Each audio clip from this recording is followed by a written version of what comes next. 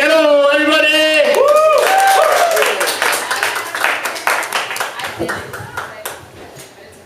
How we doing, everyone? Woo! Good. My name is Goettel. I just got done with school. Pretty excited about that. Most people clap about that. They're usually happy for me. Yeah. My mom's happy about that. She didn't think I'd actually do it, but I did it. And they just visited me. They're from Wisconsin originally. And you guys have like a family pet, child, like a lifetime pet that died? Anyone ever had that? Yeah. My lifetime dog died, and then like about 3 weeks later they bought a new one, pretty standard. And he was laying on my leg and he was sleeping. I was petting him, and then my brother came out of nowhere and started petting him and woke him up. And Gus like went up to me and started growling at him. He was like, "Arr!" And my mom's like, see Chris, I told you, don't pet Gus when he's sleeping. He gets really grumpy. And I was like, that's when I realized like how big of bitches like people have become, you know? Because like this thing is like this big and we're like 6 feet tall. And we're like, whoa, stay away from the growling dog. And I thought about like the comparison between like a dog and a person. That's like me being like the pet for like a family of grizzly bears, you know? And like sitting on one of the grizzly bear's legs and another one comes up to me and like touches my leg. And I'm like, dude, what the fuck are you doing? I'm like trying to fucking sleep, like lay off, man.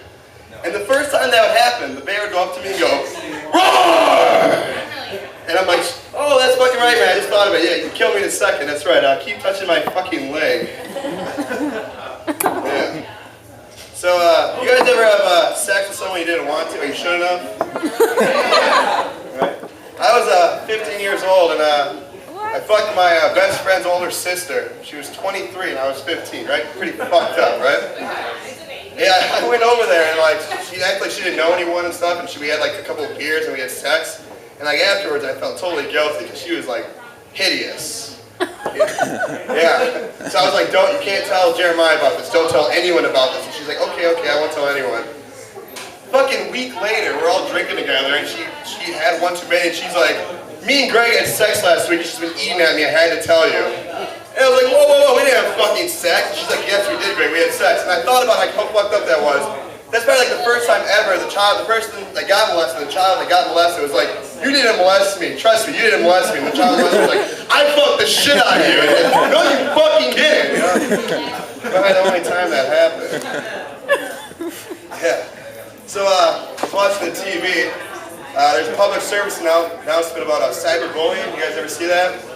And their main theme was, if you're not getting say it to their face, then why would you even think about typing it? Kind of a weird approach to bullying, right? You know what I'm saying? Yeah. So I thought that was pretty fucked up. And like, if you really want to stop bullying, I think you should just say, hey man, if you're gonna bully someone, you have a greater chance of getting shot in the face. Maybe in a cafeteria. Yeah. So we got any potheads in here? We got any smokers? Yeah. I've been smoking weed for like 6 years now. It's going pretty good, but like, it doesn't get me laid, you know? And like, I know it's bad because every time I go to the bar, it's like my only pickup line is, hey, do you want to come over later and smoke some weed, you know? And I had this one girl like singled up, you know, and I was like, I dropped the line and she said, yeah, I do. And then her gay friend came out of nowhere and she's like, or he came up to me and he singled me up and he's like, hey man, I got no problem with you, I got no problem, but I just want to let you know, wherever she goes, I go. And I was like, Jesus Christ, I don't have the kind of drugs for that kind of party. So like I went home and I was pretty upset about it, but like I was really pissed off because like the whole time he was like touching her boobs and stuff, and like it puts the guys in like a tight situation because you can't react and stuff, you can't get mad because, oh, he likes dick, Greg, he likes dick, calm the fuck down. So like instead of like doing that, I just got like even, and what I started doing, I started hanging out with a group of lesbians that like are infatuated with my dick. And they just like rub it, and, you know, and they're just like in conversation. I'm like, what are you getting so mad about? They like pussy. Yeah. So where was I going with that? So my mom likes that joke a lot. She's a fan of that one. No, so yeah, so I had stopped smoking weed. You know, it wasn't working for me. Because like when I actually do bring girls home, we're on the couch and I hand them the bowl. They take like 2 hits.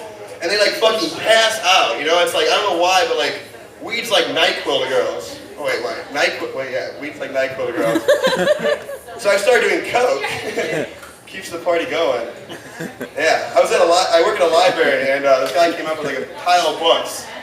And we were sitting there, and he's like, hey man, aren't you that comedian from the other night? And I was like, yeah man. He's like, man, I loved your bit about coke. You doing coke, and I was like, I don't know what he's fucking talking about. He's like, give me your fucking credit card. What the fuck are you doing? You know, like, you know when people like blow your cover at work? You know, you do drugs and then they like blow your cover.